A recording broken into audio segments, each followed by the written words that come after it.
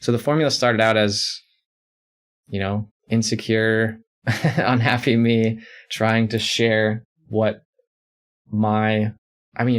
really it was my own learning process. I didn't frame it that way. Now I feel like it's much more of me sharing like what I'm learning, what I've gone through, and sharing other people, like conversations with other people, hoping that somebody will listen and maybe something sounds like, I've feel that way or have gone through that too, or I have, we talked about relationships like 20, 30 episodes ago, and, maybe I've dealt with something like that. Here's something maybe I can try, or maybe it sparks some idea that they have that they would like to either stuff they'd like to add or remove from their own lives.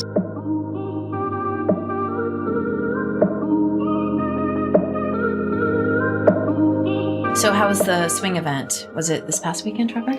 Yeah. The I don't know if it was this last weekend or the weekend before, but it was really fun. I felt very rusty because as we were talking before, I felt like I was good at swing dancing until this last weekend, but then I realized it had been, a few months since since either the first time I was in Prague this year or when I was in Bangkok, which was, I don't know, that was like 4 or 5 months ago. So I'm a little rusty. It's not every day that you can hear somebody say that they went swing dancing in Bangkok? Yeah. Oh my gosh. So how was that? What was that experience about? Swing dancing in Bangkok was a lot of fun. I had actually planned to meet up with some friends that I met. This is going to sound I'm like name dropping countries like crazy. But I met these German friends of mine in Bucharest at a swing dance festival there. And we actually met up again in Bangkok, and I danced with them, Richard and Nelly, in Bangkok. And that was really, really fun.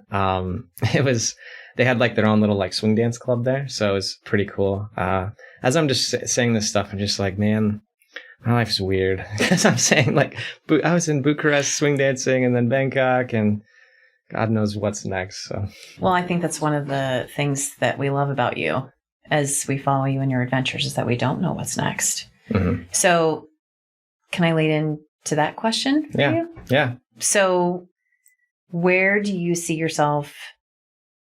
So one of the things that I ask is, where do you see yourself in the next 18 months? So a year and a half from now, not even just a year, but in a year and a half from now, where do you see yourself? That's a good question. And I'm going to fill you guys in on what's going on here. So I was really struggling to come up with the idea for the 100th episode. So I felt like Cat would be a Cat Cantrill. From a few of the previous episodes, would be a great person to come in and ask me do like a reverse interview, ask me some questions. So that's what you're hearing right now. So thank you, Kat, for doing that. So to answer your question, I'm not sure. 18 months from now. I want to spend the next year. So my plan at this moment in time is to spend winter. So I'm thinking like a location standpoint, maybe not like a goal standpoint, but maybe I'll do both. But location-wise, go back to Southeast Asia. There's like a cool motorcycle ride I'd like to do across Vietnam. And then, go back to Thailand, hit up a few other places there, and then make my way to Western Europe, whether that's through Central Asia and Eastern Europe by like train, bus, whatever, or fly over to just get to Amsterdam in some way, or the Netherlands, because I'm working on getting a visa there. So then continue traveling from the Netherlands. Hopefully a goal I made for myself, which I'm still questioning how realistic it is, but it would be to be like full-time podcasting and writing. It was within 2 years of the start of this year, so I guess that's 18-ish months from now. Yeah, and think about how much your life has changed, even since we first met, which was probably about a year and a half ago. Yeah. I think when you and I met for the first time, And to me, that's one of the things that I have loved watching you is really transform and morph into who you are now. And that's why I asked that question like 18 months from now, because I guarantee you when you and I first met, you would have never been in the position that you are now. If I would have asked you that same question when we first met. So let me ask you this. I'm going to go back. Let's go back. Okay. 18 months from, like, in the past. What inner dialogue were you having that prompted you to take that very first step and that very first journey on your first excursion? Yeah.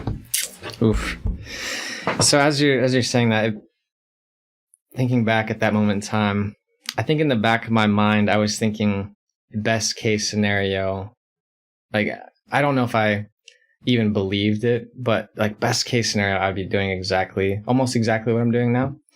Like to like the 99th percentile. Like that's when I would lay awake at night, that's what I would think about. Or when, I guess dreaming, when I'd be dreaming about like my best possible future, this was pretty much it, which is scary to, to say and think about. But, yeah, I mean, my inner dialogue was always like, I was scared shitless of doing this. And I guess, a lot of other things that I had really tried on hadn't worked out, and I didn't really feel very satisfied. I mean, I remember even like looking in the mirror and I couldn't even like look myself in the eye and be proud of where I was. And so it was like, I just was kind of miserable where I was at. I wasn't miserable with any of the people in my life or anything like that. I mean, I've always been very lucky in regards to friends and relationships and family. It was more that like this feeling that this is it. Like this is what my future holds, at my present and my future.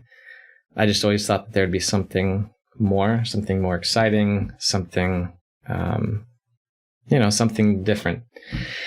And I guess what really pushed me is like just things weren't going well or the way that I wanted them to in these other areas. So, I mean, I went through a breakup, and then I remember just going to work every day and there's like a lot of arguments going on with the coworker, and I was just like, oh my God, like I might not know what's coming next, like if I do this, but there's no way it's any worse than what this is now.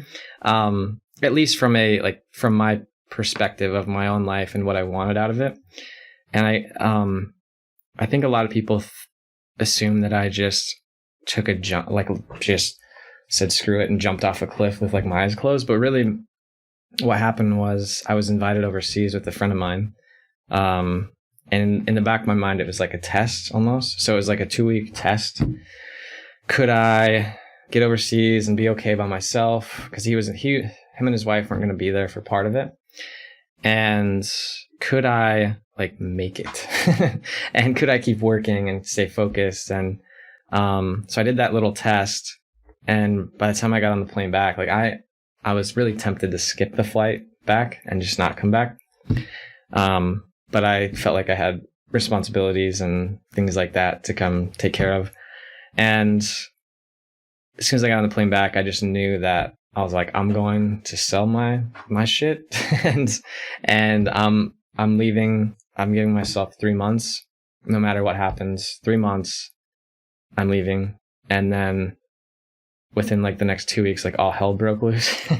I just had, I had a car breakdown. I had, so I was doing some freelancing then, and a client, that I was working with, that was a large percentage of my income and future income, basically like paused our contract. And I was just like, oh shit, like, how am I going to have any money to do this? And I was just like, no matter how much, if I have $5 in the bank, like I have a plane ticket and I'm leaving. Like that's all I know.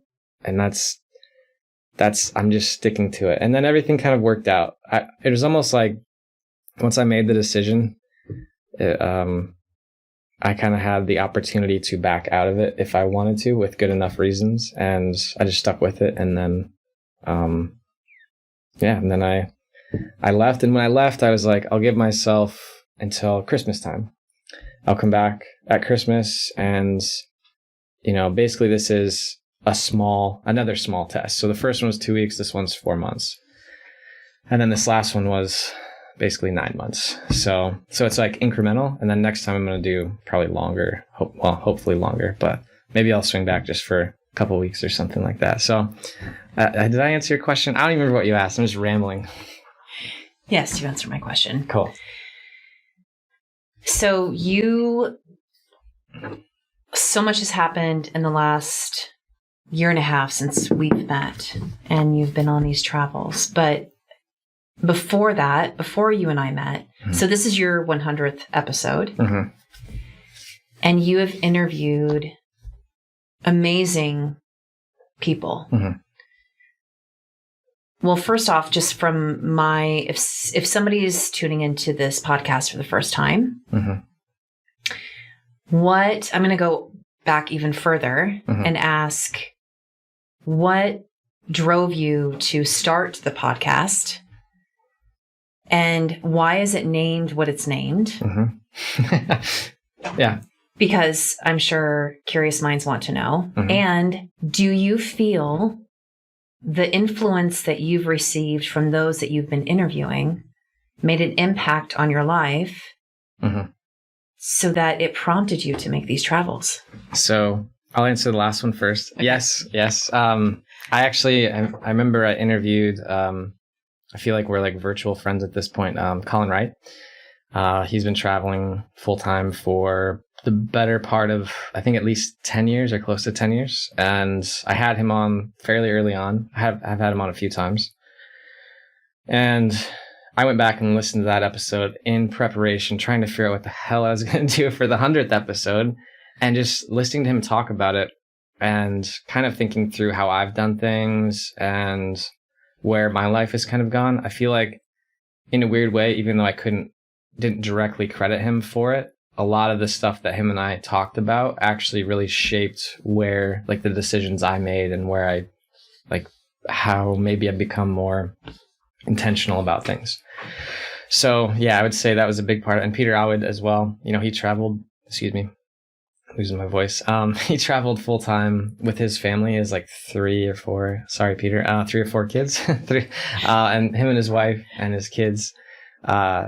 And, just talking with those guys about their experiences and how it shaped their perception of the world and themselves. And it just really made them different. I wouldn't say the best version of themselves, but more of like very strong in their beliefs, their belief in themselves, making sure that like the time, like you have to be very specific how you travel, because if you do it in the wrong ways that aren't right for you, you'll be absolutely miserable. And when you do those things, you will definitely remember what they are and you will not do them again. Like I remember Peter talked about like his kids going hungry, and how everyone would get really hangry.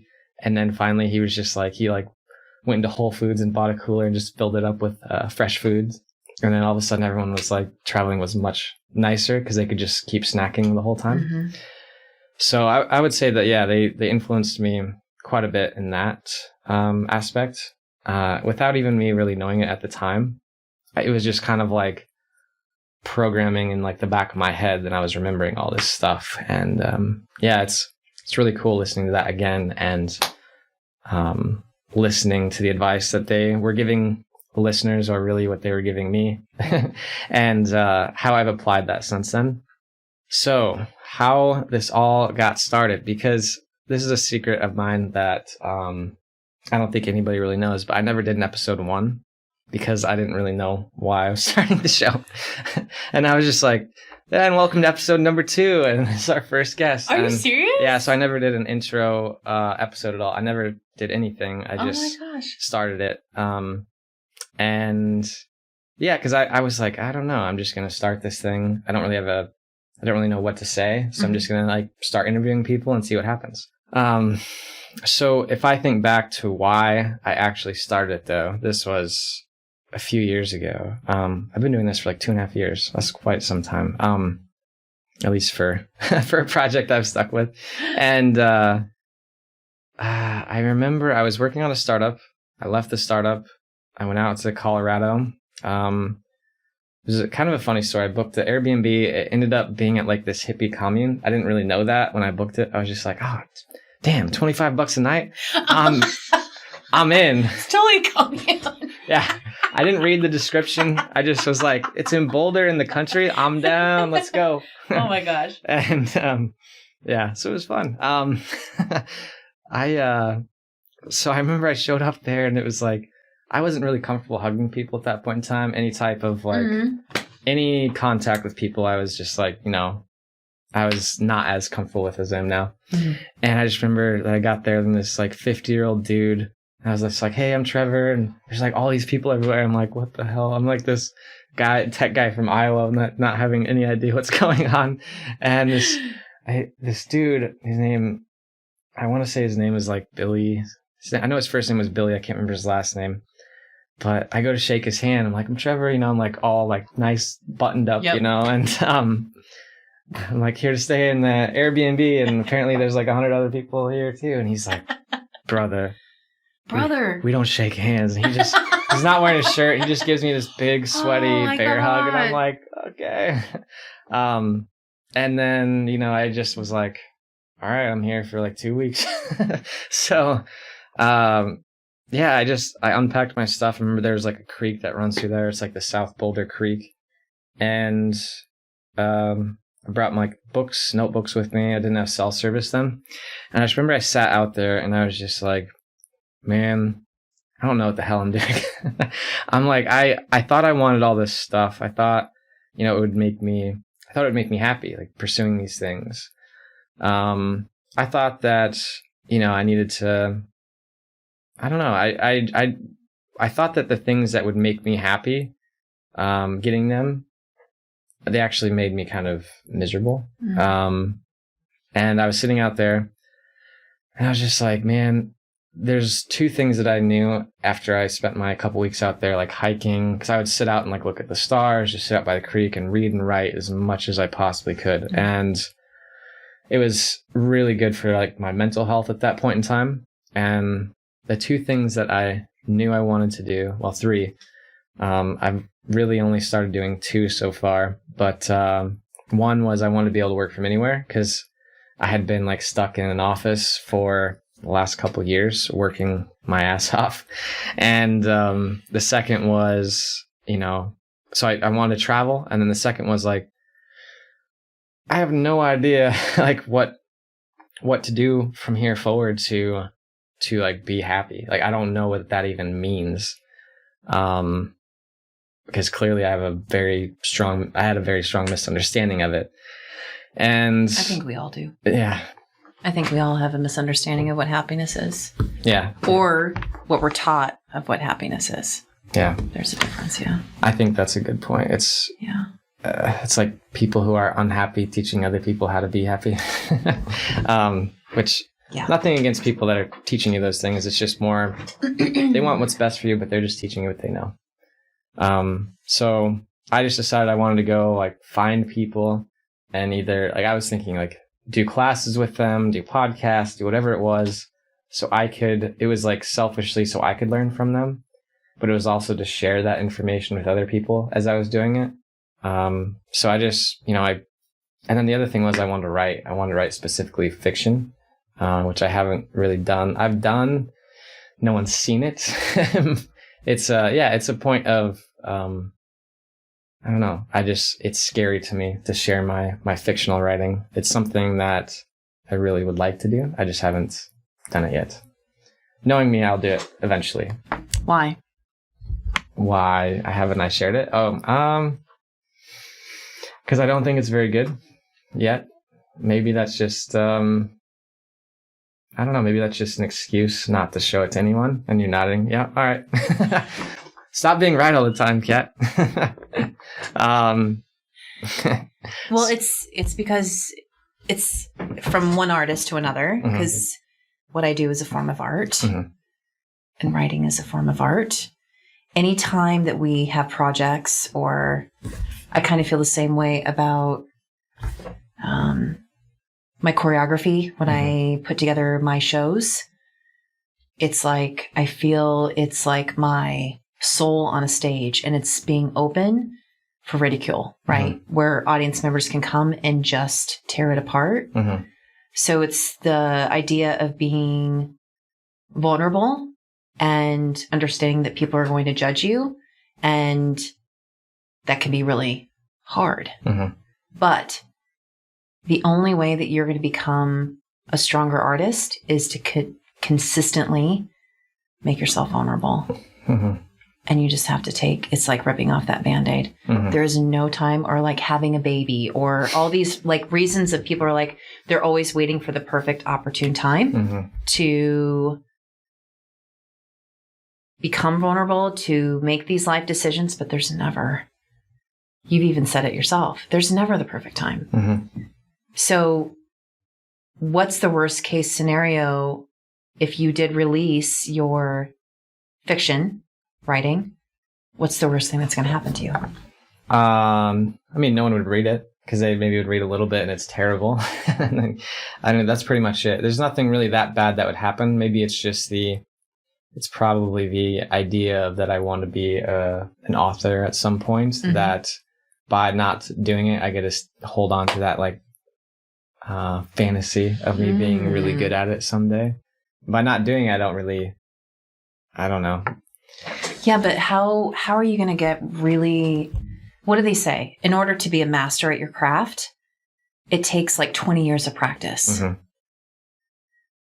You're not practicing, you're writing, but for you, practicing is really putting it out there and allowing others to give you whatever that feedback is. And when you get feedback, it's up to you on how you take that feedback, just like your podcast. People could be listening to this podcast and being like, oh, this is full of shit, I'm not going to. Moving on. Or it's the opposite, where people are like, oh, I totally look forward to every time you release a new episode. The people that don't listen, do you really pay attention to what they're doing? No, I don't pay attention. I mean, no, not it's at like all. It's like an unsubscribe to your email list. Yeah. And don't read it. If you don't want it, then don't read it. If you don't want to read it, don't read it. Sorry, I'm like going back and forth. I know, it's okay. Sorry. You're right. I mean, I'm super excited. Because now I have a new thing to be like, hey. No. I don't like this anymore. I changed my mind. Never mind. Scrap the 100th episode. Yeah, we're starting over. I need a volunteer to interview me and not ask me hard questions. So back to Colorado. Those three things. And I just got started just interviewing friends, people I knew, people I'd met, and I was kind of shocked and blown away when I messaged like people I looked up to, I had never met before. I had like kind of a shitty website and 10 episodes out with like 4 reviews or something, and people would say yes, and I was like, what, why? And I mean, I don't know, that was a really eye-opening moment for me, because I mean, at this point I feel as if I really, really want someone on my podcast, or to get in front of them, like I can. I don't really have any.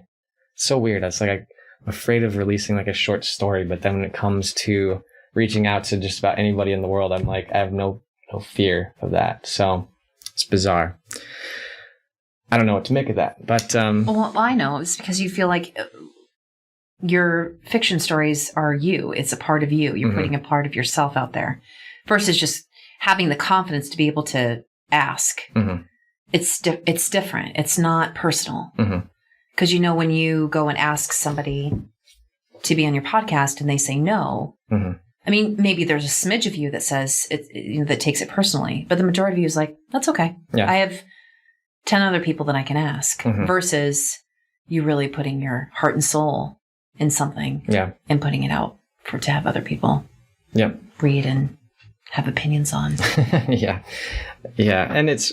And even when people have bad opinions, though, it's really not that bad. And I know this, maybe it's just more of, just me doing it, I think is pretty much it. All right. Well, I'll send you my first one when it's done.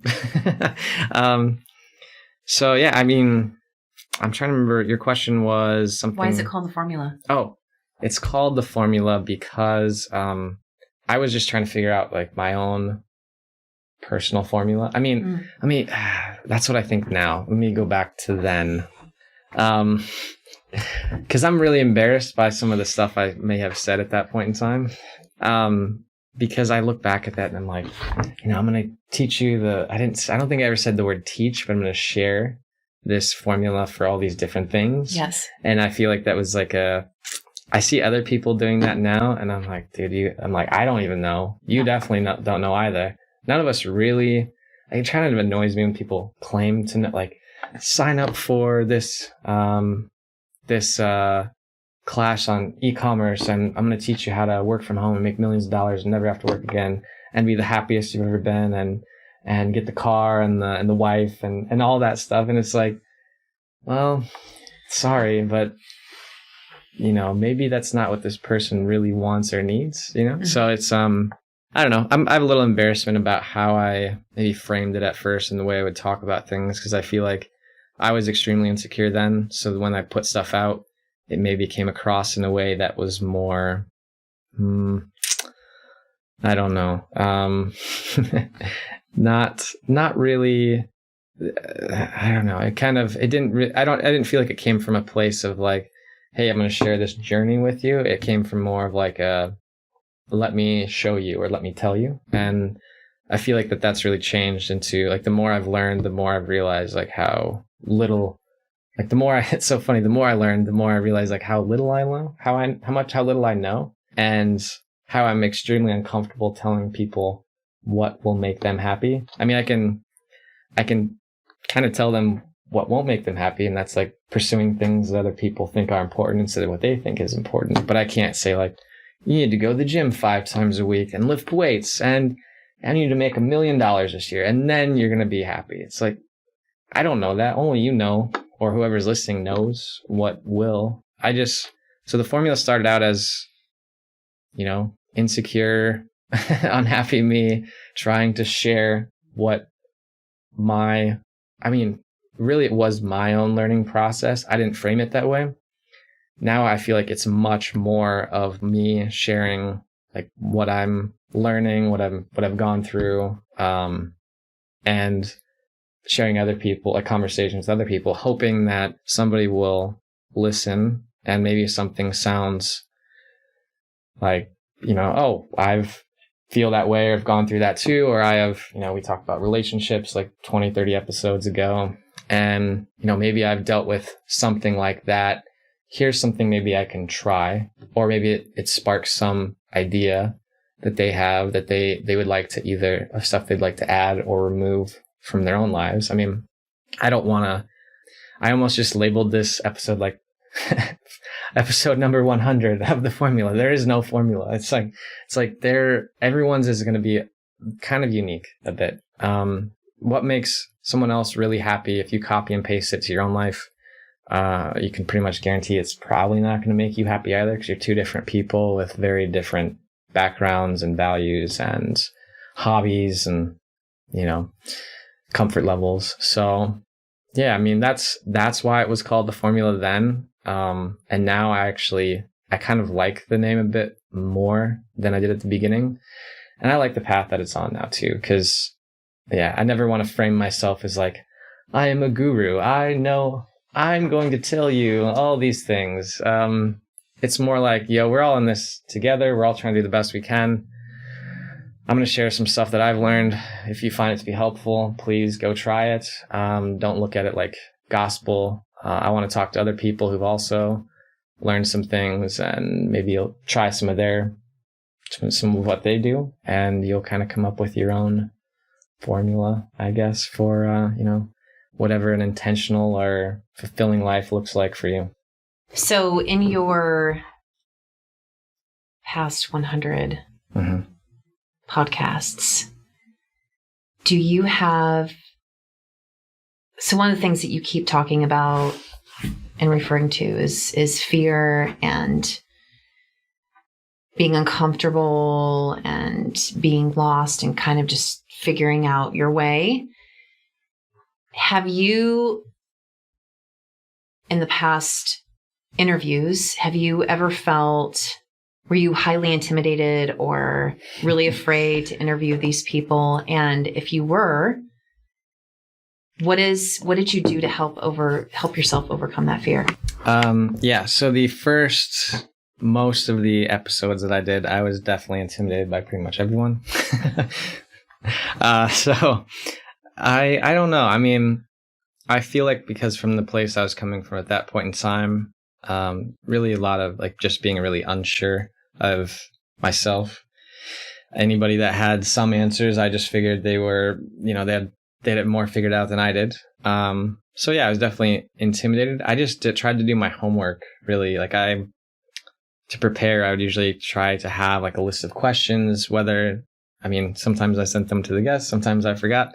But it's like, it's just the only thing I could really do to prepare was, I was just doing my homework. And then, even still, recently, this interview will come out after this one. I interviewed this, woman in Nepal named Maggie Doyle. She started how do I put it? It's a school and an organization called Blink Now, and it's grown into like a bunch of other different areas, like a women's health center, and she's just done some amazing stuff. And I did this interview with her, and she thankfully was like really cool and like a really nice person.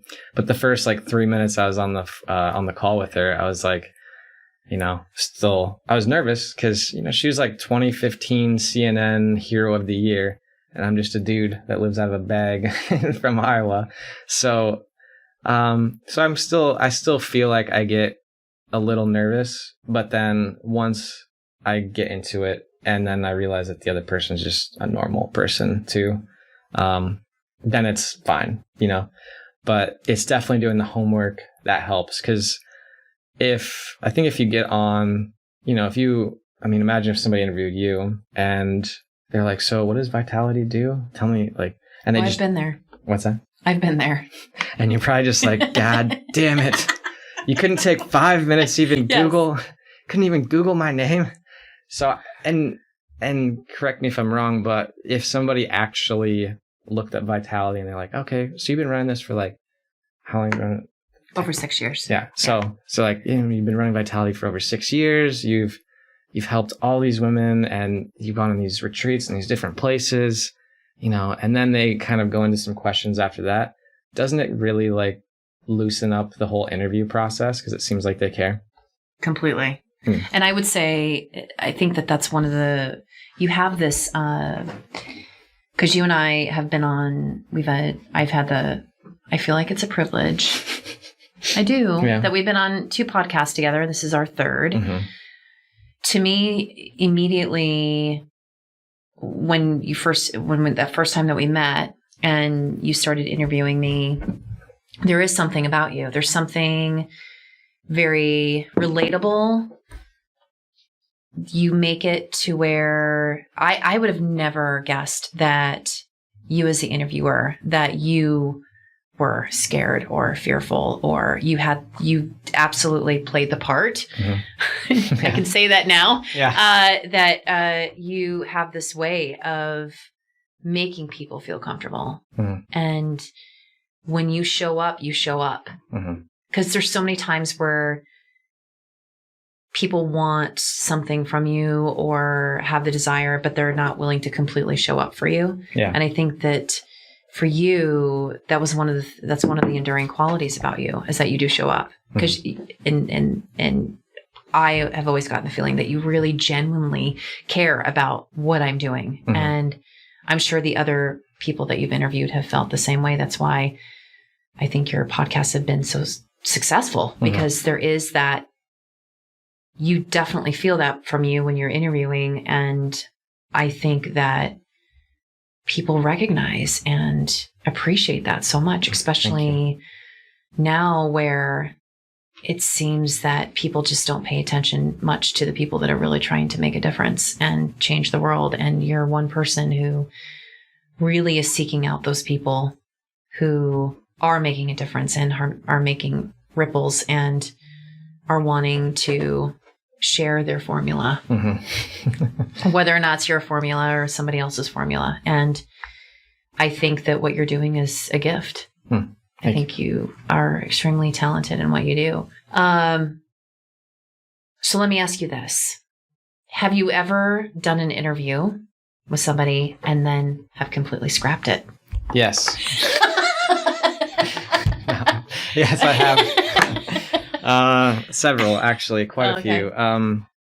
There were some, like, there's one that so typically it was mutual that we scrapped it. I'm not going to name names on them, but I think of one that I really wanted to scrap that I ended up releasing, that I was like kind of pissed that I released them later on. Well, because one was an early one, and this fucking guy, pardon my language, but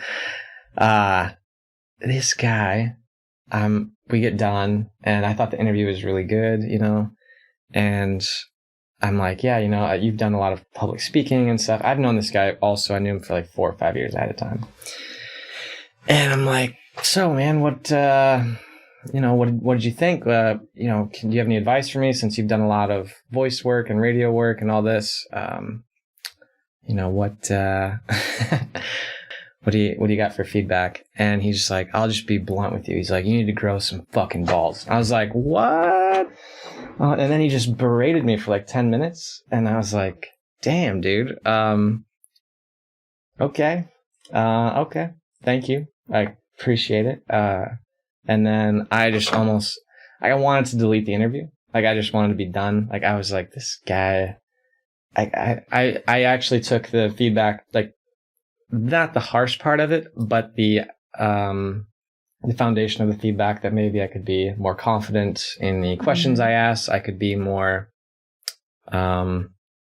sure of myself with maybe some answers I gave him when we were having like a back and forth. But I just was like, dude, like, is that necessary to give feedback like that? I don't really think so. And I feel like I'm kind of rewarding that behavior by still releasing the episode. But I listened to it after it was edited, and I felt like it had good content because he has a good story.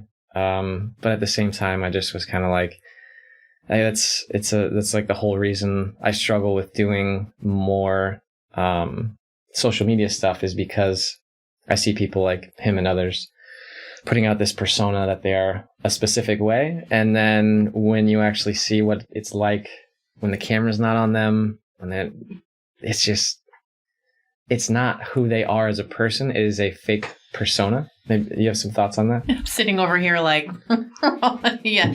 Yes, that's one of the things for me, I think, is a struggle being in the space that I'm in, is the more and more I move into more of a catalyst role for women.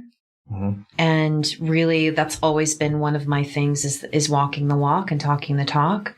And really, truly not having a persona, being the same person on and off camera. And it's very frustrating, I think, because sometimes you're punished for being authentic, which you were, because you were just being you. And granted, I think that that's valuable feedback. And I think that what you did was very adult of you, by the way. Thank you. And the fact that the fact that you released the episode, even though you probably, every part of you didn't want to do that, but still you shared his message with the world. And so I think that that's very admirable of you. But I think that that's one of the things that we fight the most, especially in an age of social media, where we know who these people are in real life, and we see their persona online. And so many times I want to like contact their followers and be like, really, this is not how this person is. And it's almost, sometimes I feel like that it's almost that I've been punished because I remain in that space and I don't go to that space. But like you've said before, the things that for us, when we go to bed at night, the things that keep us awake, that's not something that keeps me awake, because I know I'm just being me all the time. Yeah. And man, my new, I just brought a new person on my team, and we were talking about this, and she's like, I need you to like put more of yourself out there. And I was like, God damn it. I know. I'm like, I know I need to do that. And, she's like, what are you so worried about? And I'm like, I will show you what I'm worried about. And I pulled up like several accounts of like people that I've met. Hopefully they're not listening. They're probably not. But and I'm like, I know what these people are like in real life and their values. And then this is kind of the persona that they've built and that they show people. And I never want to be that. Like, I never want to be that. I'm pretty real. I mean, I feel like I don't know. I'm pretty much me all the time. Whether you love me or hate me, I'm pretty much the same.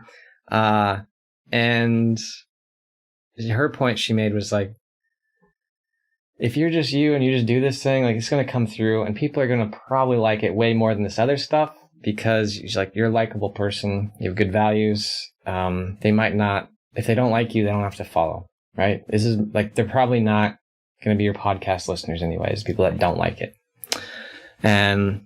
But what it's going to do is it's going to help you get out in front of more people who will relate to what you're doing and what you're saying. And, and I don't think that's a bad thing. And yeah, I was just like, okay, damn it. All right, fine. I'll do the best I can.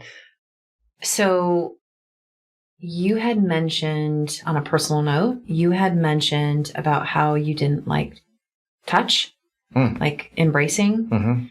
And I am a gigantic bear hugger. That's my,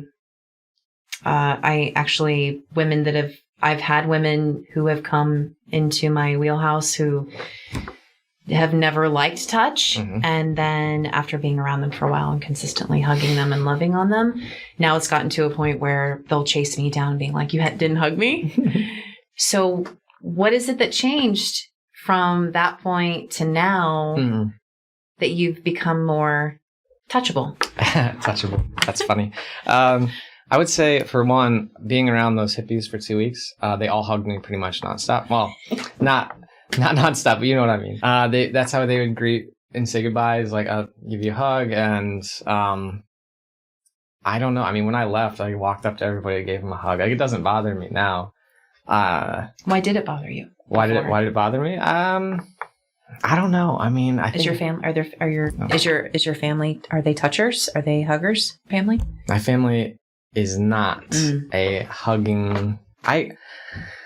My mom probably is, but everyone else I don't think is really, I mean, they're very much like, they're not a lot of sharers or either. They're not like sharers or big, like, touchy-feely types, like some families are just like, oh, group hug, and everybody's all piling on. Like, it was not really like that, growing up. But yeah, I mean, now, it doesn't really faze me at all. Only thing that does when people do awkwardly long hugs, I don't like that. Yeah. One of those hugs where you're hugging and then you go to let go, but then they're still hugging you. Yeah. I don't mind those. You can do those. That's fine. I'll go in for the long hug. It doesn't bother me. Okay. I'll trade you then. You can have all those. Okay. So you said that you were getting your visa for the Netherlands. Is that your favorite place? Why are you getting your visa for there?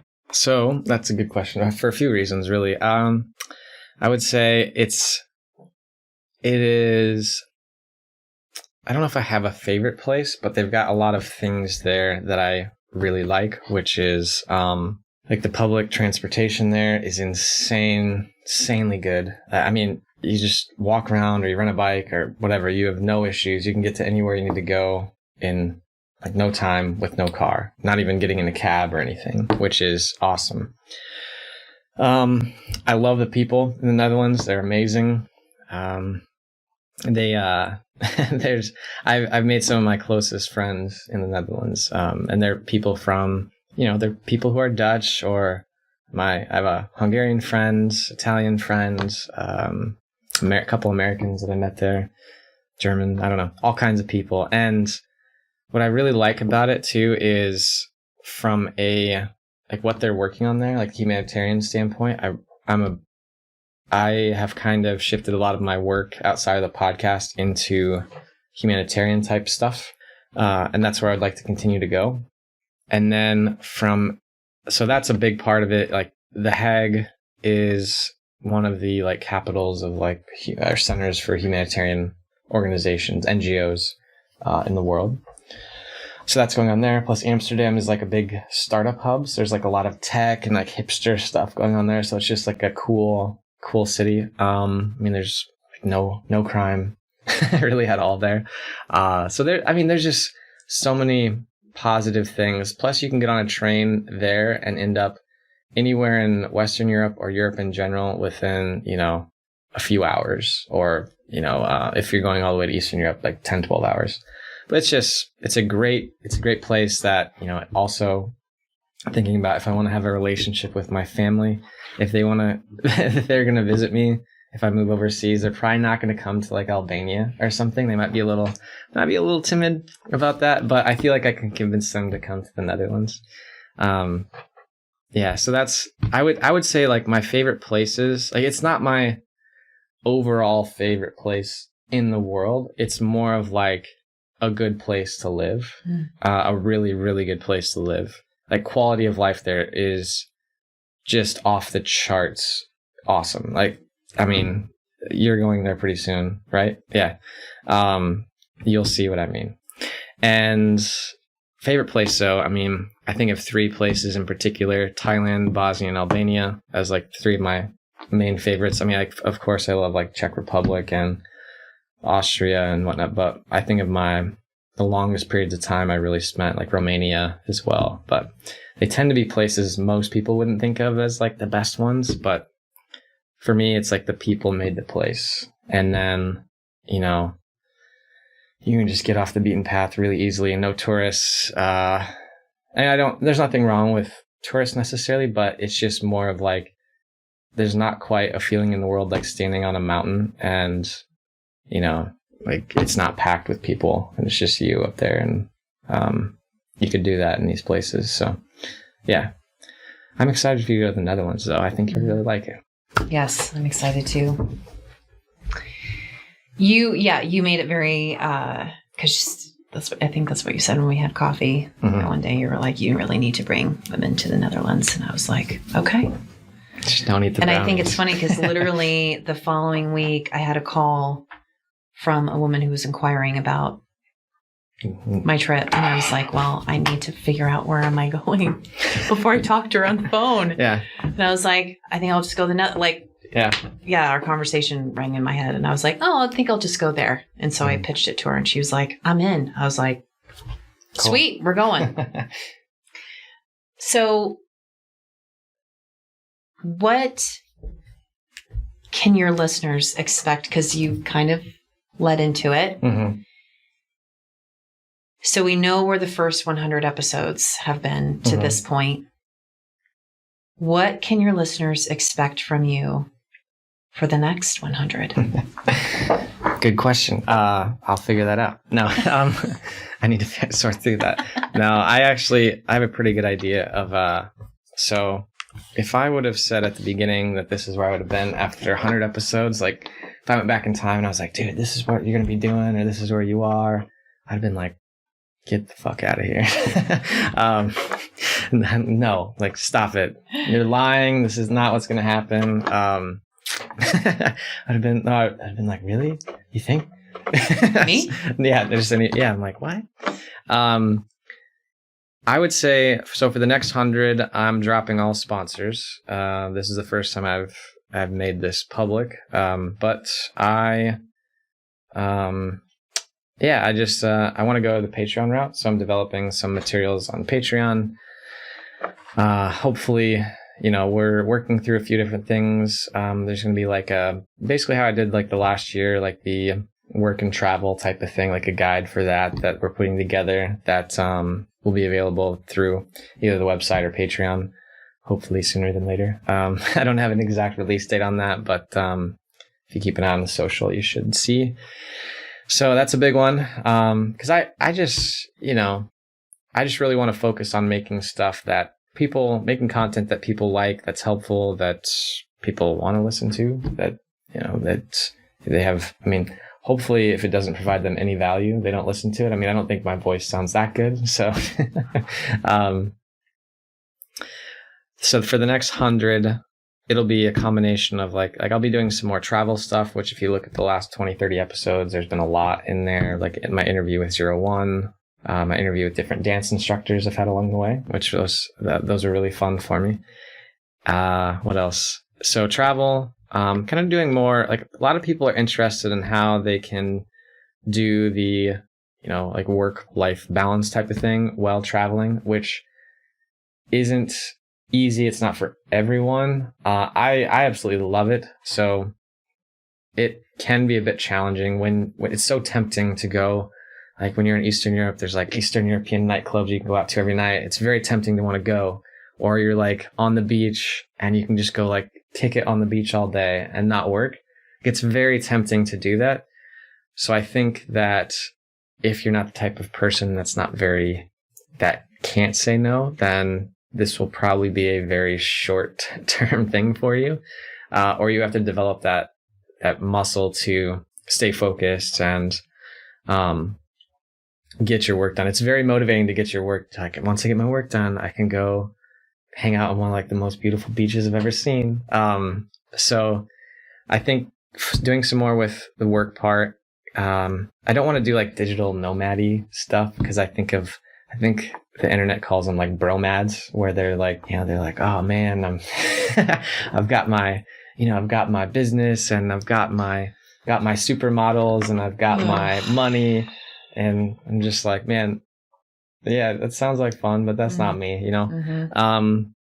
And then, so those two things, and then like, maybe some like life philosophy stuff where it's like, I've spent some time with like war survivors or people who, this interview I did with Maggie.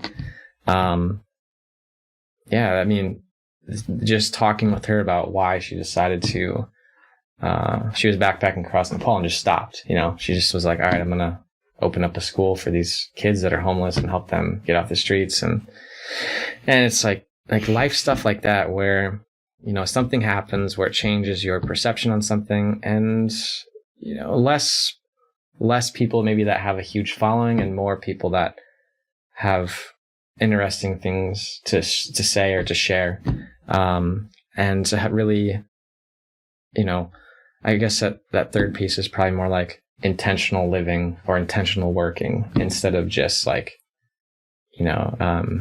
there's nothing wrong with people who want to build like a big company and all that stuff. I'm sure I'll still talk to some of those people, but it's more, I'm not going to be seeking out folks who, they're like, well, I'm the CEO of a Fortune 500 company. I'm going to tell you how to intentionally live. It's like, that's probably not who I'll be interviewing at this point in time. It's going to be more like the people who, like somebody who's maybe got a few kids that they've had this like traveling lifestyle with a family for a few years. It'd be really interesting to hear how and why they balance that, and maybe what like an average 20-something-year-old person could learn from them about decision making and how to deal with maybe the stress of traveling with the family, or I don't know. So that's kind of the direction more it's going.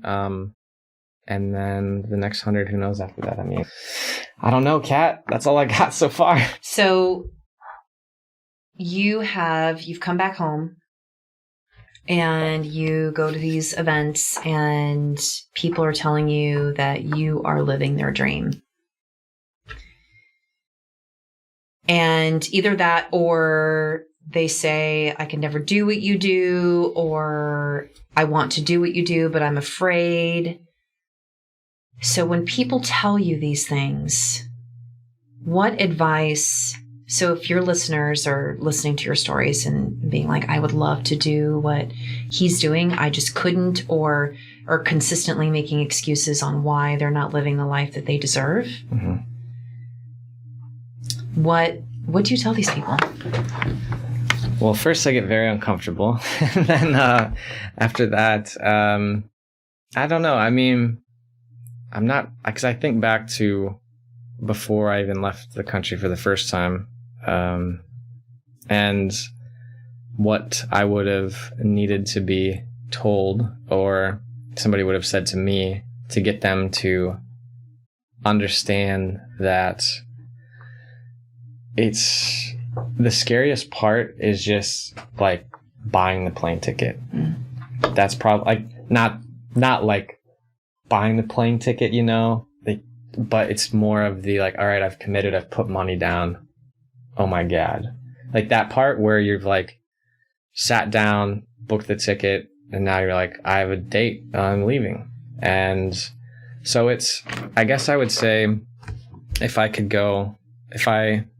talking to those people, I'm trying to think of even what I've said to them. Most of the time I'm just like, man, you can do this too. Like I don't feel like I'm special or more special than anybody else. I don't really think that it's something that is that far out of most people, especially people who can work remotely, from their reality. And even people who don't work remotely, like, I don't think it's removed from their reality to do short-term trips or things like that. I guess I would just say, like, you know, I'm like, it sounds so, I feel like it sounds kind of like not as empathetic as I could be, but it's like, this isn't as, like, the scariest part is in your head. Like, the scariest part is in your head. You are completely capable of doing this. And I know that most of my American listeners probably going to want to hear this, but most Americans are very afraid of things that we have no need to be afraid of. Like going to these places, I mean, people are there all the time. Millions of people live in a lot of these places and they don't die every day, you know? Like I think there's some fear of that as well. It's like, is it safe in these places? Is it safe for me to go alone? Like, are people going to try to, you know, rob me, whatever? And that's not the reality that I've found really anywhere, is that it's actually it's very safe. People are very accommodating. They treat you like a guest in most of these places. Unless you're a jerk, then they'll probably be an asshole, but that's kind of your own fault. And you see that as well. But I guess I would just tell them, like, you know, you don't have to go for a year or 2 years or 3 years or anything like that. Maybe it's just, can you do like a week? Like, don't sell all your shit. Don't commit to this without trying. You don't have to jump all in. I think that's what goes through a lot of people's minds, is they just have this fantasy where, like, man, one day I'm just going to sell all my shit and buy a one-way ticket. I'm like, dude, what if you hate it though? What if you hate it? That sounds like terrible. Try it out first. I mean, it's like, do you buy or do anything that's major without like testing it first? So I would say go on like a little micro test. Like, are you okay traveling alone? I mean, it'll be exciting and difficult at first, because you kind of have to get used to your own company, and you'll find out really quickly how happy you are with yourself when you spend a lot of time alone. And that's a whole another thing. But I don't know. I think it's really important that if someone is out there thinking of doing this, and they're thinking that, you know, that's something that they would dream about, it doesn't have to be an all or nothing thing. It can be a very simple, like, okay, well, I'm just going to set an alarm on, or a notification on Skyscanner, and to this region of the world, for these dates. And I'm just going to, when a sale pops up on a plane ticket, I'm just going to buy a round trip ticket and go. And I'm going to go for a week. And then after that week's up, I will decide what I want to do from there. Maybe you want to come back and sell all your shit and go for a year, 2 years, or however long. Or maybe they will go and be like, okay, the week was good. Maybe next time I'll do like a month. Or maybe I'm just happy doing a week every now and then. And then, yeah, so it doesn't have to be all or nothing. Just try it out. Don't just sit on the sidelines and think about how awesome it would be to try these things. Just go try it. I think people think it's all or nothing, right? They don't understand that there's actually steps to, just like you said, on your first adventure, it was 2 weeks. Mm-hmm. Yeah. I agree with you. I think that travel is something that everyone should experience. And one of the things that I teach is we work in two different spaces as animals and as humans. We work in a space of love, or we work in a space of fear. There's no in between.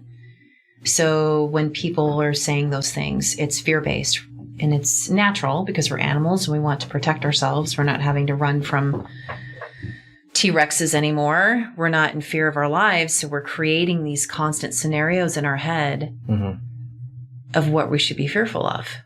And it's just ourselves protecting ourselves.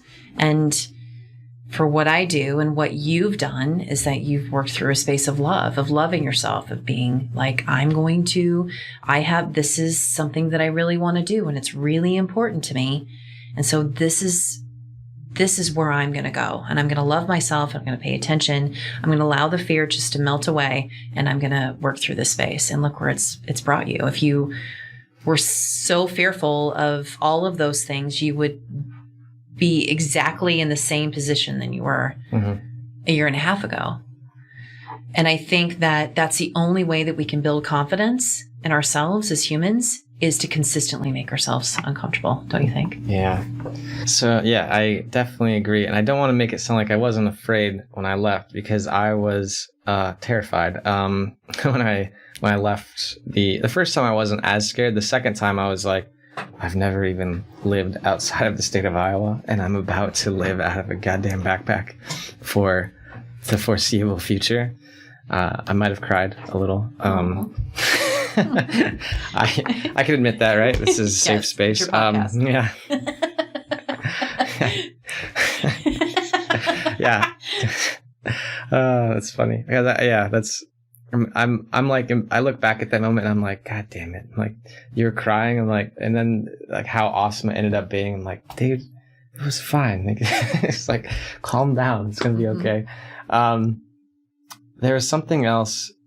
Oh man, I can't remember now.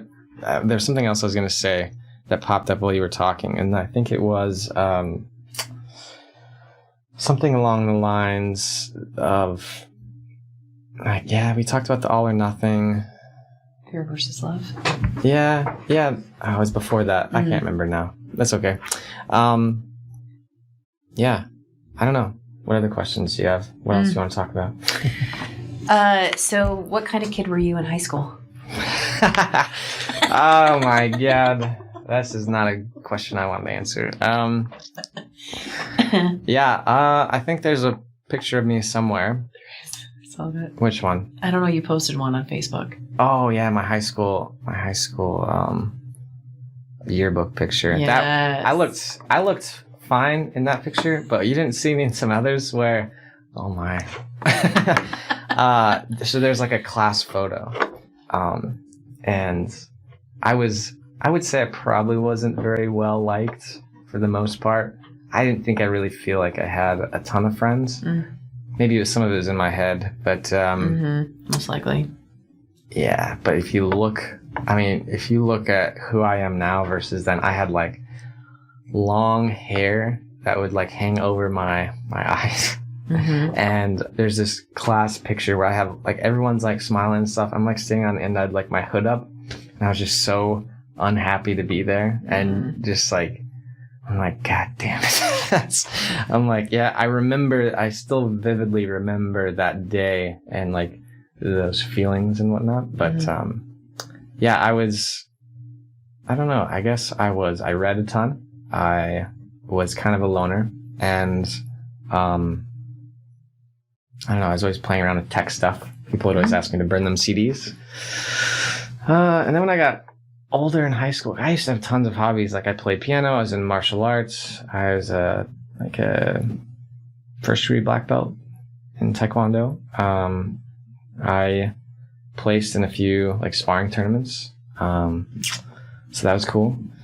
And yeah, I mean, I did a lot of stuff, but then when I got older, I ended up like quitting everything just because I wanted to work and I wanted to party.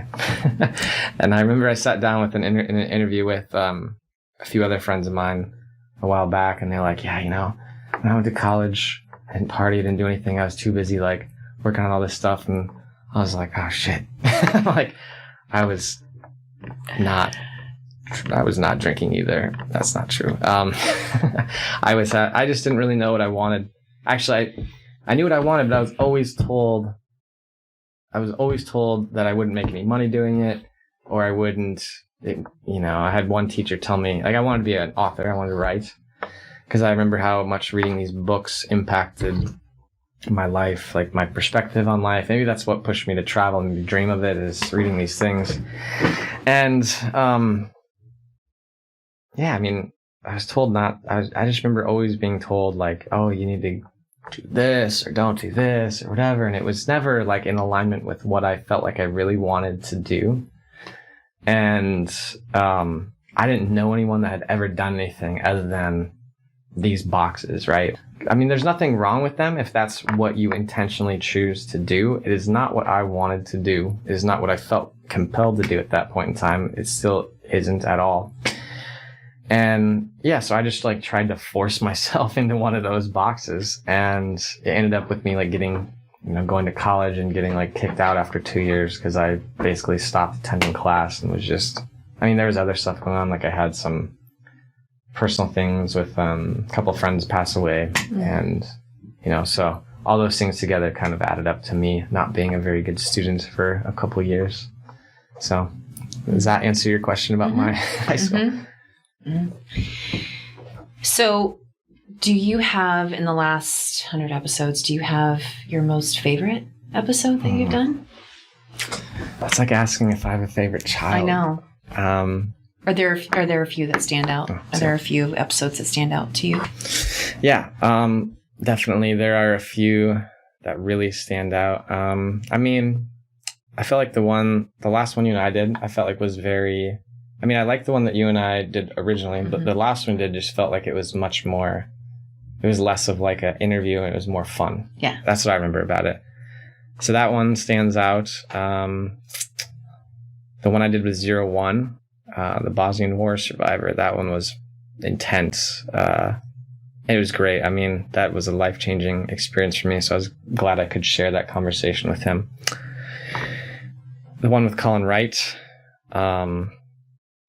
that one, without knowing it, that probably propelled most of this. There's a few that I did.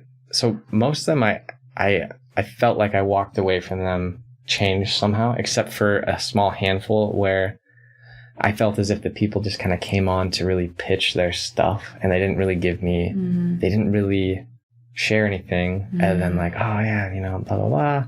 This is how awesome, like, this is our product, this is what we're working on. And I was just like, I don't know. It's like, yeah. It's like, sorry. I'm like, well, nothing to be sorry for. It's just like, if you really want to sell, like, don't push your stuff. Like don't make it completely about people buying your thing.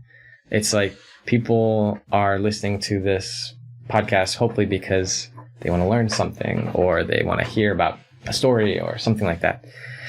And when people come on, I had to say no recently.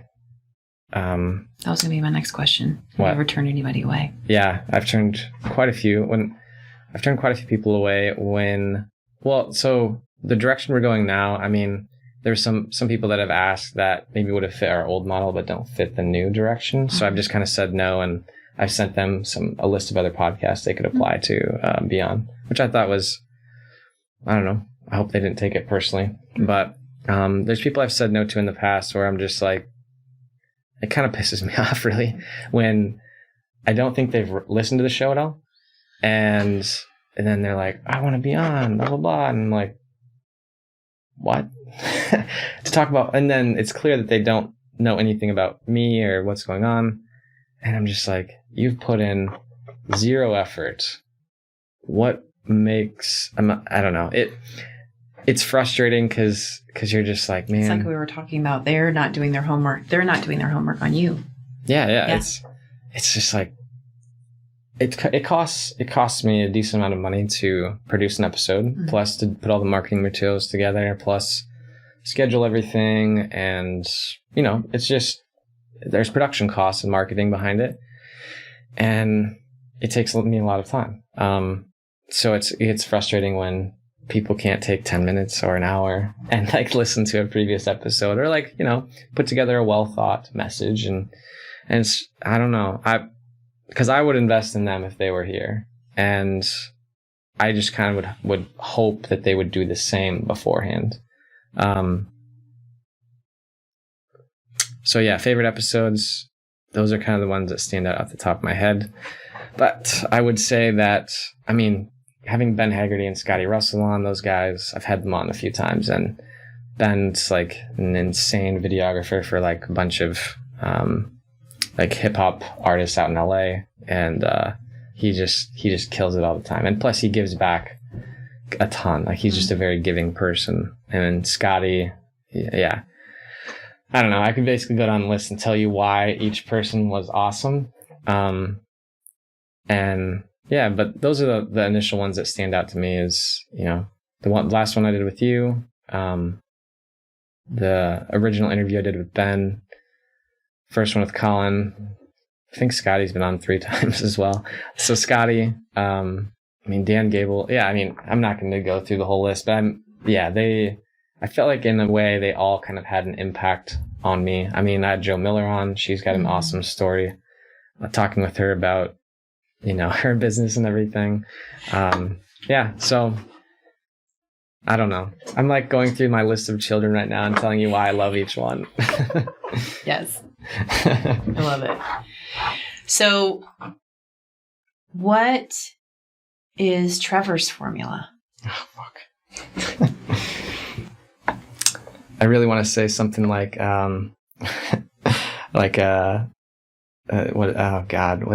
it's like sex, money, weed, something like that. But no, that's not it. No. Wrong podcast. Wrong show. That's on my hip hop one that comes out next week. Sorry, that's great. Sorry, Mom. No, I would say that it's I have to spend time outdoors doing stuff like walking with no tech. Like outdoors time for me is extremely important. It's funny saying that as like a kid I grew up as like extremely pasty, would get sunburnt just walking out of the house for 5 minutes because I never really saw the sun. And now I'm like throw me on a mountain or an island and I'm happy as hell. So one is like outdoors time. 2 is the quality of my relationships. It's like being surrounded by people I care about that have similar values. It sounds probably fairly odd considering I'm by myself a lot of the time, but the people I meet along the way, the different things that I do, I kind of end up running into people like that have the same values or interests. And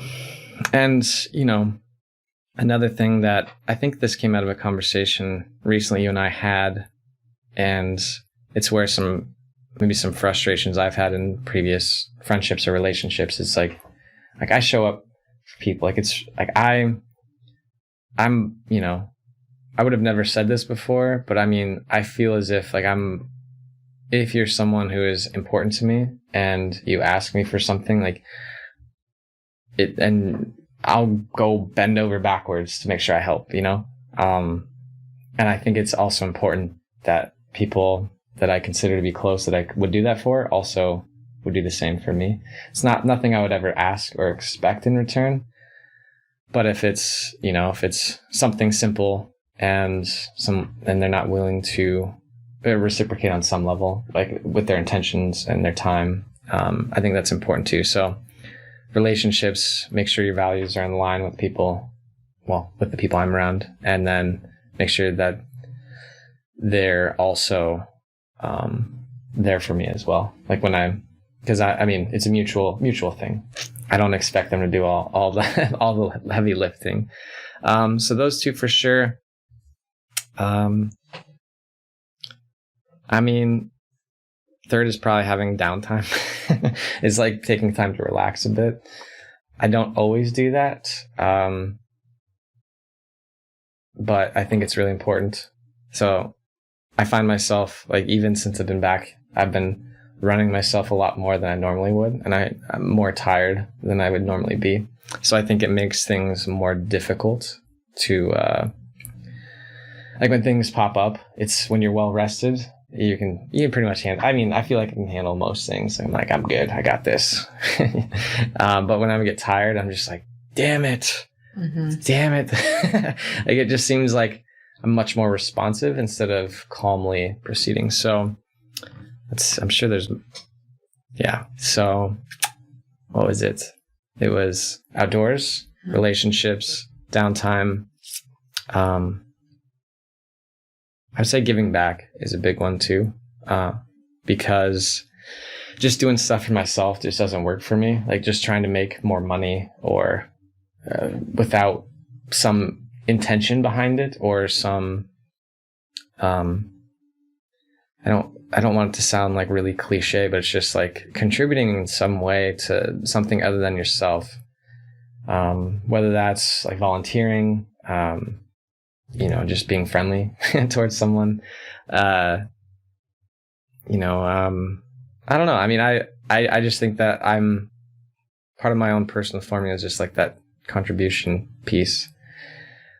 And then lastly, I would say is probably more like health wise, like eating healthy, eating good food, not like dieting. I'm not talking about like eating iceberg lettuce. I'm talking about having like some really nice, like good food that's also like healthy too. So eating well, getting a little bit of exercise. I'm not saying doing 100 burpees every day and, and just only eating kale raw, nothing like that, but just more having like that healthy, like balanced, healthy lifestyle. Like I don't usually eat, as I had like French toast for lunch. I was gonna say I don't eat a lot of carbs or sugar, but then I'm like, okay, maybe a little bit here and there, but it's like, yeah, but it's a treat. Yeah, and it's balanced. It's not that I stay active. I walk a ton, exercise when I can, do yoga, martial arts when I can, when I schedule it in really. So I would say that, yeah, those 5 things. I mean, and then even on the relationships part, I guess. So like the 6th one, quality time with those people. It doesn't matter if you have great relationships if you never see anybody or spend time with them. So quality, strong relationships, quality relationships with time well spent in them. So those would be mine. I think I'm going to be laying in bed tonight and be like, oh shit, I should have said this. Yeah, I'm like, damn it.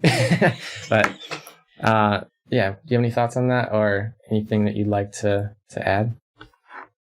Well, I think that you're right that everybody's formula is different. I think we all have I would say that there's a baseline where it's sleep, getting enough sleep, nourishing your body the way it needs to be nourished, and moving it. I mean, those 3 things should be pretty much a baseline for everybody, and then everything over and beyond that. One of the things for me that I realized within the last couple of years is that I do need the sun. Like, I never realized I'm from the Southwest originally. And so I grew up in the sun. And so when I moved to the Midwest, I was like, I don't need the sun. But then after a long period of time, I was like, when I traveled and went to St. Thomas and we were on the beach, I was like, I completely need the sun. Like the sun is absolutely one of my happy places. And I would have never, and just like other people, they're just like, oh, the sun, I can't be in the sun. And so I think I think there's a baseline for everybody, but I think that there's we all have our different interpretations of what is important to us as far as living the life that we think that is going to give us the true happiness that we want and desire. Yeah. What is the one thing that you've learned about yourself that really surprised you in the last year and a half? Where you're, like I just mentioned about loving son and how I never really, that's not a great example, but what is one thing that you really learned about yourself that really surprised you? Yeah. That's a tough one. Because I feel like it's been a lot. I've just learned a lot. I don't know if it's necessarily been surprising. Yeah, I mean, I think a lot of it has been very surprising, but I'm just not sure if there's one. I mean, one is like one that definitely stands out is like I think about when I was traveling across different parts of Thailand, and I'm doing some of this stuff, and I'm like, I think about who I was like before that. And I mean, I was talking with my mom about this, and she was like, I couldn't believe you're doing half of that stuff. She's like, you were scared of like the dark, and like you're driving, you're like traveling across the jungle alone for part of it, and with other people, like other travel friends. And so I'm not really afraid of a ton anymore. I don't know if that's like learning something, but it's just, I said this to somebody like after I had just left like the jungle in Thailand, and I was talking with somebody, and I remember saying this, and I remember the look they gave me, and they thought I was like out of my goddamn mind. But I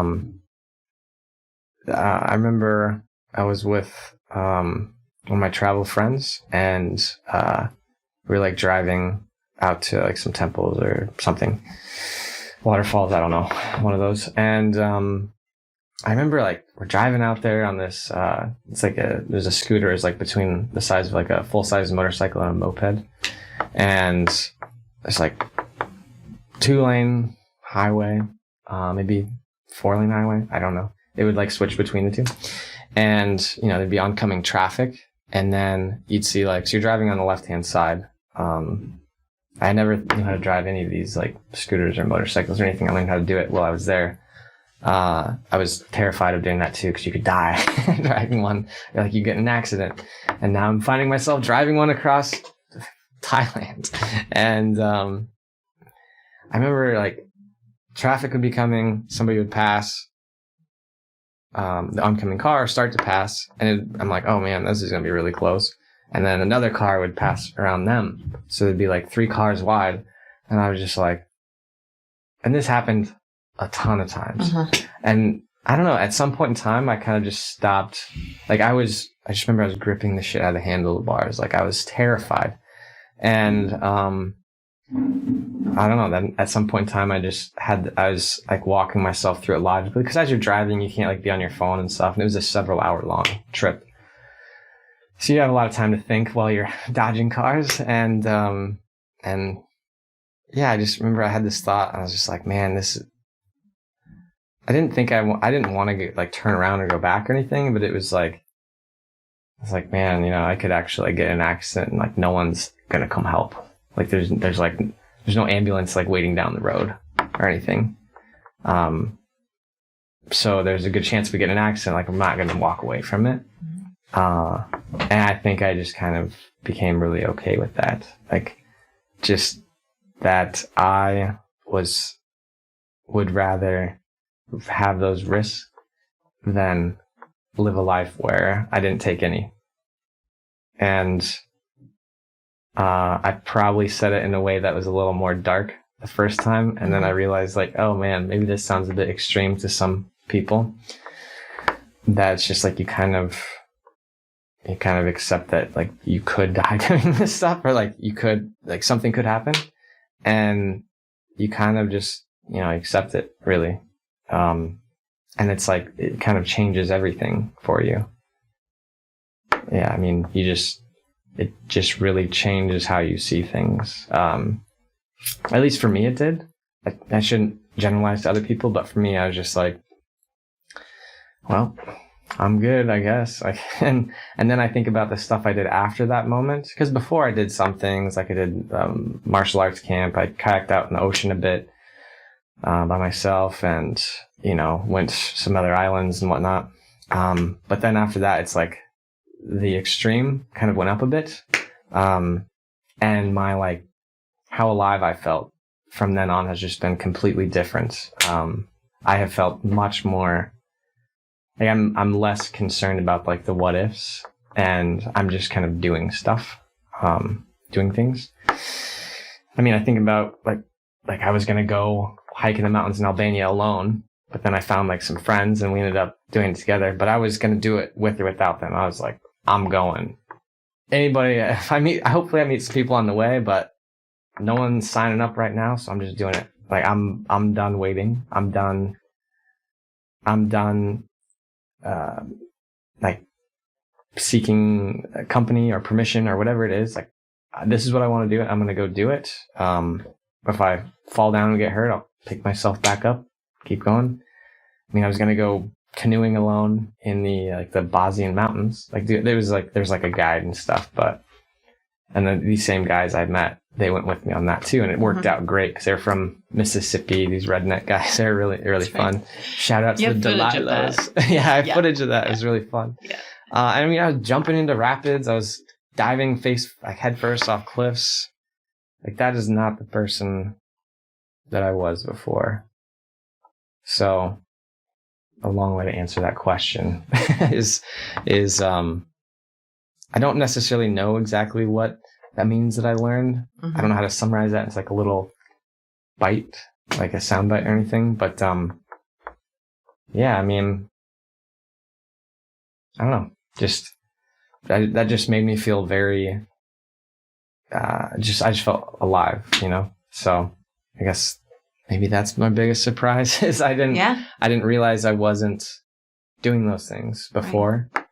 So now I'm trying to do the best I can. I mean, I'm sure I could still, there's still some opportunities to continue growing and trying things. But I feel like that was like a big thing for me.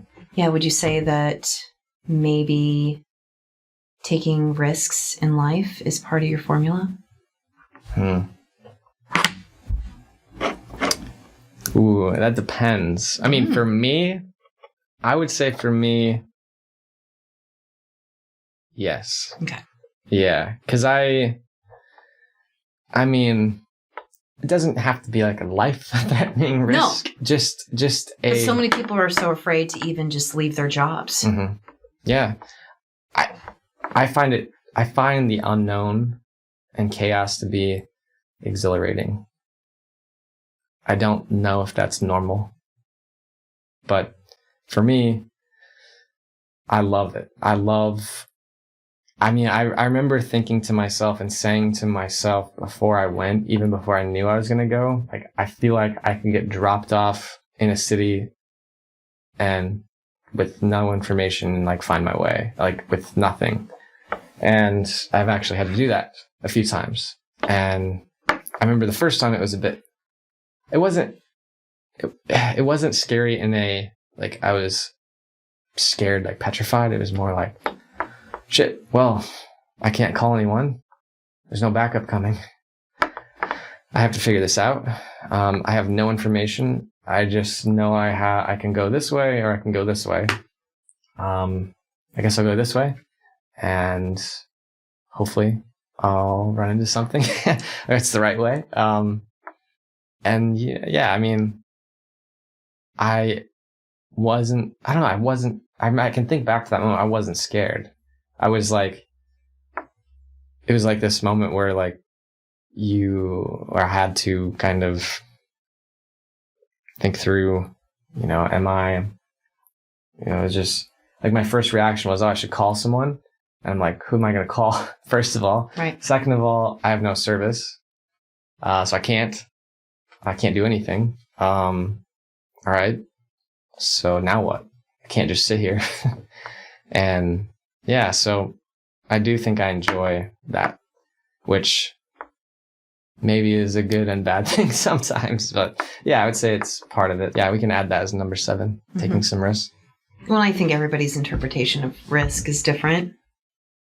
Like yours is more, like you explained, it's probably more extreme than the typical cube worker, 9 to 5, who has a wife or husband and children, and they're not going to be able to do the kind of risks that you're doing. Yeah. But my experience with people is that we always have that list of the things that we've always been afraid to do, that have always been something that's too risky and something that's prevented us from, you know, the what ifs that we're constantly asking ourselves, and to stop listening to that and just finally taking those risks, because we don't know what's on the other side, that there could be amazing growth and opportunity.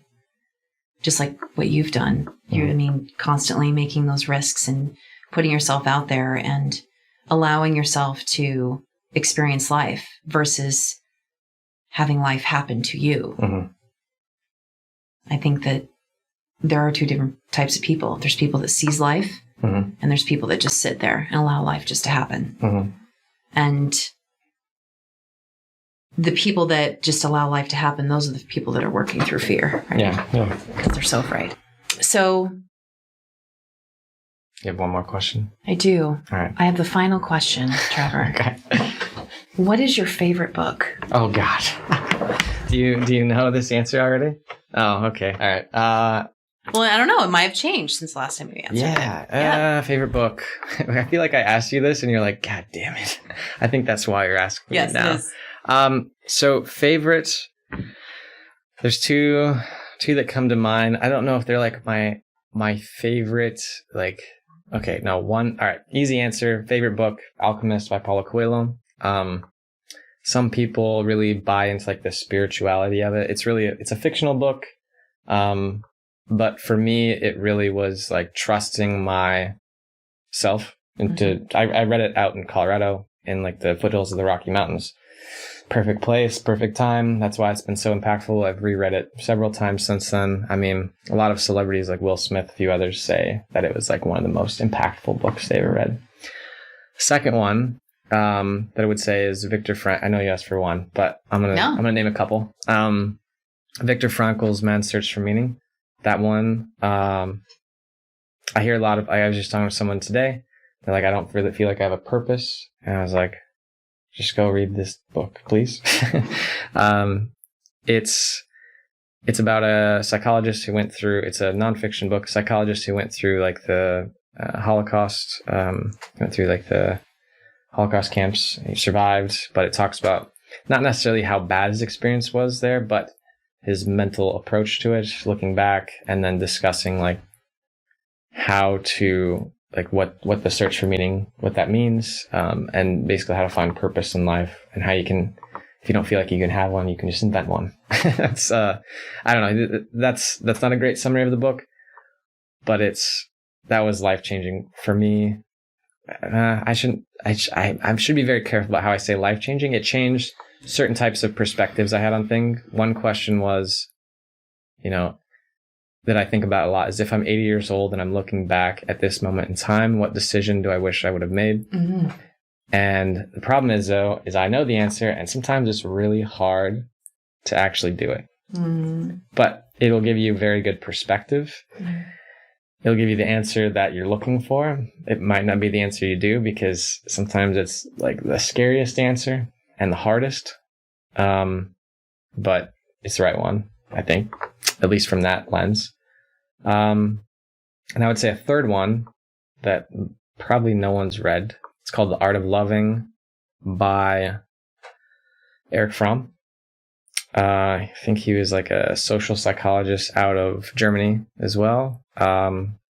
It's not really like the art of loving someone else, really. It's like, it's just like loving in general, loving yourself, he talks a lot about loving strangers. Mm-hmm.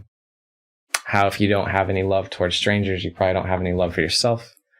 How the best type of love is what's the word? It's like when you expect nothing in return. What is that? I know what you're talking about. Yeah, I can't think of the right word. It's like love. It's like love where you basically give it with expecting nothing in return. We just did an episode about gift giving in that form, giving a gift without any expectation of anything. And I felt like reading that book, it just had a lot of, it's a very short read. It's like 100 pages or something, but it was phenomenal. I wish I had read it when I was younger because it opened my eyes about a lot of things. All right. Fourth one more. One of Colin's books, some thoughts about relationships, very short as well. But he has one quote. I'm going to butcher it. I'm going to do my best. It's like, we're born full, we die full. And it's like our job to find somebody to like share that time with. Like we're always basically enough. We should never be looking for somebody to fill us up or anything like that. It's more our job to find someone to share that time with. Right. So those are my 4 book. I know you said 1, but that's okay. Those are my 4. I do have one more. Okay. So when are you releasing your fiction? I'll get back to you. Now, that's a tough question. I mean, I feel like I have to say something. I have to put a time down or it won't happen. And maybe I need to follow my own advice with the travel stuff and make a smaller commitment than like a novel, you know? So maybe I could release a short story by Thanksgiving. Damn it. Did I just put that on the calendar? You did. And are you going to put it on Medium or where are you going to put it? On my private blog somewhere. No. You I'm have to make kidding. it public. You have to make it public. Medium. Mm-hmm. Yeah. You've done some writing on Medium. Mm-hmm. Yeah. I think that would be perfect for you. Yeah. So by Thanksgiving, a short story on Medium. Mm-hmm. Okay. All right. I'll do it. Damn it. I hate everything right now. Cat, thank you for taking the time to do this last second reverse interview. I was struggling over what to do for this, and I think we turned out like a nice interview here. If you'd like to check out any more of the episodes, head over to theformulapodcast.com. Or if you could give us a quick review over on like iTunes or whatever podcast app you listen to, that would be amazing as well. Keep an eye out for our future Patreon releases. Hopefully they'll be providing some value as well. Or if you have any thoughts on what you'd like to hear from us or what would be valuable, just shoot me an email, trevor@theformulapodcast.com. Kat, do you have any final words or any shout outs you'd like to give for any of your upcoming retreats or anything? Well, I felt, I was telling you before we started recording that I felt honored the fact that you allowed me an opportunity to interview you. So thank you very much. And I feel so privileged to be a part of your 100th episode. So thank you very much. So if you want any more information about what I do, you can always go to catcantrill.com. I have a couple of different things that are going on. One is releasing my studio online. So stay tuned for that. And then, I have an upcoming retreat actually going to the Netherlands the last week of March. So if you're interested in that, you can always contact me at cat@catcantrill.com. All right. Thanks, everyone. And look forward to you guys tuning in next time.